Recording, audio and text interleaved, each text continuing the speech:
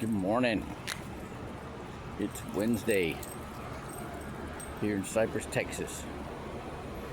The yesterday on my run, I was listening to Byron Golden, and he's really knowledgeable. But one of the things he said is that we did away with the law, and now we're under grace. But then he did explain grace better than most people that say that kind of stuff, right? But it hit me that, oh my gosh, this is he poured into the relationship with Jesus, right? Getting to know Jesus, meditating on him and thinking about that. But this will get you. Right? when you try, if you ever go, okay, so everybody kind of just glazes over the 613 laws of Moses. But if you've ever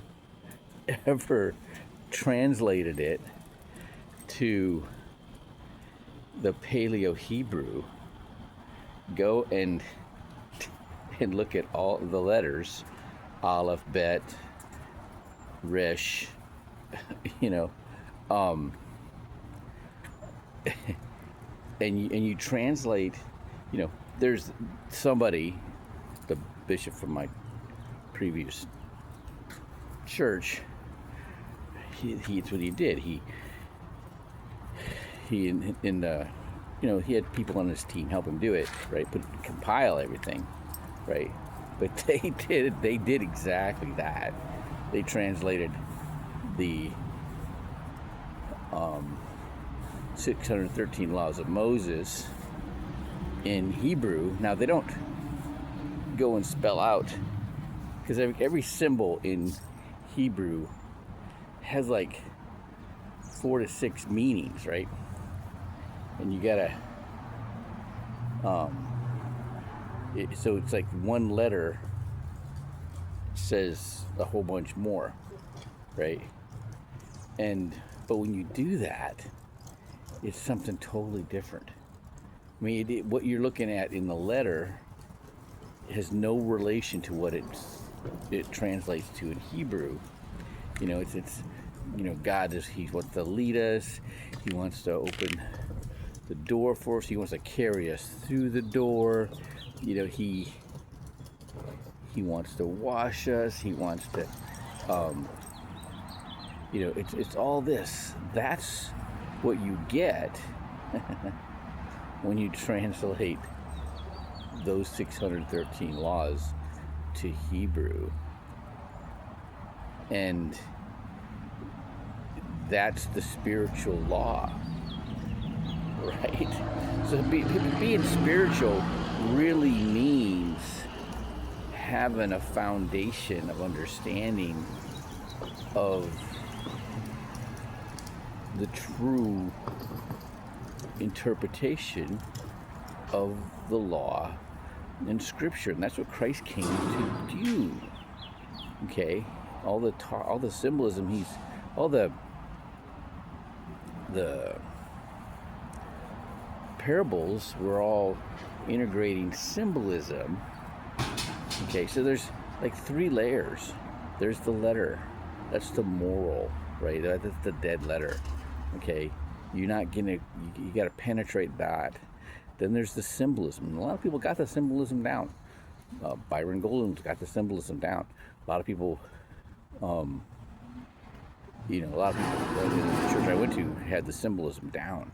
Okay, but then there's the Paleo Hebrew, which is all symbolism. Okay, but when you translate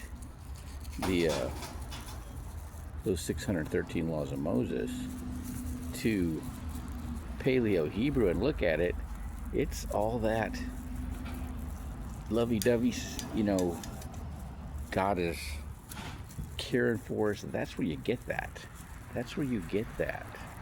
So when people just read the Old Testament and they don't understand that, they think it's a different God. Well, it's because they don't know God's language. And when you know God's language, then you get, when people are doing praise and worship, and they're putting their prayers out there, and their love to God, whatever. The thoughts in your mind only transmit, can only be physically measured like 1 millimeter off your scalp. Okay, now the emotions from your heart can be measured up to 90 feet away from your heart. And then when you're around other people that have their heart energy stimulated, it compounds, okay, and so it can reach even further, and you'll stimulate theirs if yours is stimulated, or vice versa, right? And the ones that resonate the furthest and can be actually measured up like to 90 feet is love, joy, and gratitude. Okay, and that's God's language. Okay, and so it isn't all about,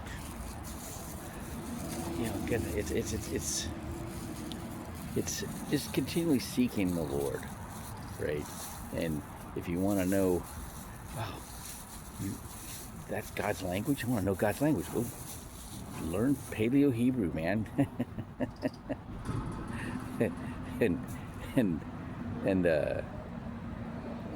yeah. So if you can find somewhere there where they've actually translated it to the Paleo Hebrew, then look at what those symbols mean. You're gonna get something. You're gonna get what it is, that you want. That everybody wants. Right? They want the God that's got his hand on us and affecting our lives, and wanting the best for us, and caring about us. That's what you get. And that's, you would never guess that if you didn't know that.